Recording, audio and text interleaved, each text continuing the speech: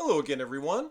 Welcome back to the Vintage Sewing Machine Garage YouTube channel. Today, I am going to continue those last laps as we get to getting this Pfaff ready to hopefully sew a stitch, which it has yet to do in spite of all of the demonstrations and processes I have shared on the channel in how to restore the machine.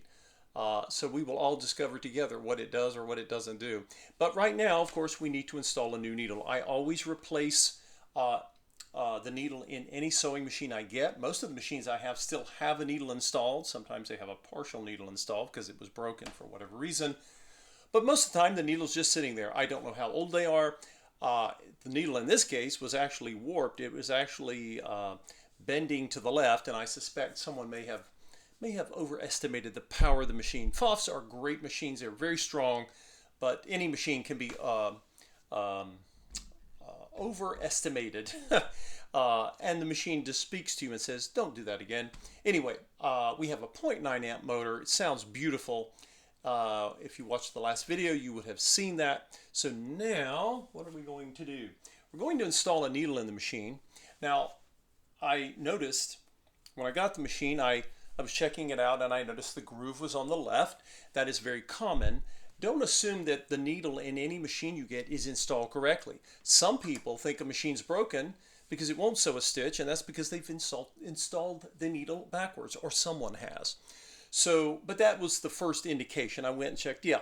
And basically, the vast majority of machines from this era, with the exception of a few Berninas, they thread from the left to the right. And just to show you, because I have the manual to verify, if you don't have the manual, by the way, you can search for a PDF of one online, and you will notice, if we zoom in here just a bit, you will see that in fact it shows in the diagram when the thread comes down and then it goes through the eye of the needle from the left towards the right. That again is a very common thread pattern when you're threading a needle, so we need to have the needle installed properly.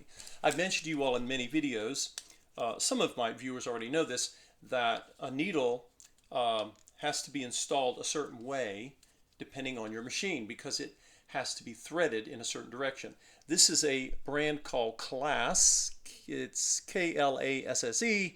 It is a size 16 universal needle that I'm installing, and we're going to do that right now. So again, I think I'll lower the camera a little bit and give you more of a sort of a needle level perspective of what we're doing here. Okay, so remember that of course your needle clamp, this one is, I had snugged it just so it wouldn't come loose while I was doing all sorts of different procedures to the machine. Now I'm going to loosen the needle clamp.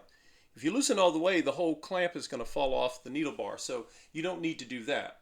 And so again, when you're looking at a needle, the side that you see facing you right now, that's the flat side of the needle. I'm talking about the upper portion of the needle shaft. Okay, notice when I turn it, it'll look different because that's the round side. Needles are, if you could see them under a microscope or above, it's not really going to show up very well for you here because it's too small. But they're shaped like the letter D, like a capital D. So again, find the flat side when you're doing this. The flat side needs to face to the right, okay, because the groove of the needle is going to be on the other side. Now, when you're doing this, and I may have demonstrated this before, a needle is fairly small, even for small hands. I have large hands, but some of my viewers may have smaller fingers and hands. It doesn't matter. When you are doing this, the first thing you want to do is, I've got my hand on the hand wheel, pull the needle bar all the way up. That's going to give you the most working room, fighting room, as they used to say in the Western movies. Now, I'm going to come over here, and when you're doing this, you want to be, I have very nice natural light right now. Switch hands so you guys can see. So I know there's my flat side, okay, and it needs to face to the right. It needs to face it literally 3 o'clock to the right, okay? Not any not any different. And what you want to do is hold it and hold it as still as possible. The needle will sometimes want to twirl in your fingers, and if you're trying to insert the needle and it won't move, you may not have it in the right spot, or you may not have loosened the thumb screw. Whoops. You may not have loosened the thumb screw enough. Okay, so as you're trying to insert the needle,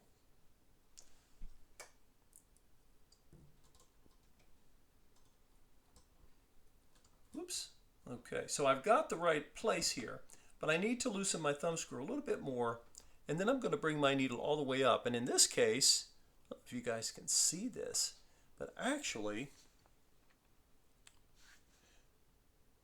I don't know if you can see the needle. It's poking the top is actually poking its head up there, and then it's stopping. That means it's installed.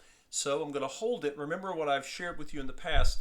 Whenever you think you've got your needle, it needs to go all the way up until it stops, or your timing will be off, and you won't be happy, and neither will the machine. So, okay, so now that I've got the needle, I'm going to hold on to it. Don't let go of it, right? And then I'm going to keep pressure upward on the needle, and then I'm just snugging the thumb screw, which I just did over here with my right hand.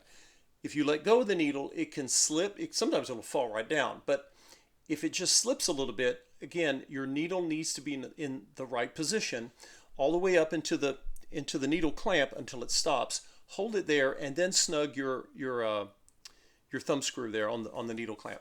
The thumb screw will hold the needle very well, but if you don't keep a hold on this needle, it could wiggle, and if it starts to drop, it will create issues with stitches. Now, just to make sure that the flat side really is facing to the right and no other way, I'm going to come over here, and where do I feel the groove of the needle?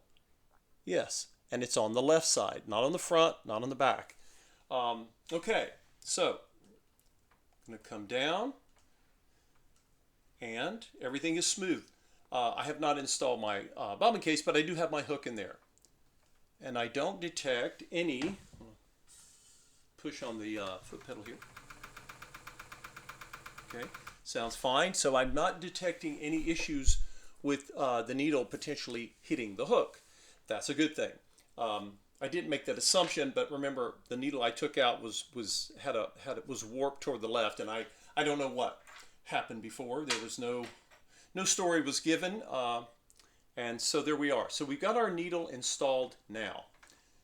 That is the installation of a needle. This is a size 16, but this machine will take, of course, smaller size needles, and it will take, as far as I know, up until size 18. It might take larger. I'll have to see what the manual says, and maybe it'll have the numbers for the needles because I won't be able to read the text. So we are getting closer, everyone. We are getting closer and closer to having this machine ready. And instead of jumbling all of this into one video, I wanted to break it up a bit. So, installing a needle in a Pfaff Model 30, there you have it. And it will take basically any home sewing needles. That specification works fine.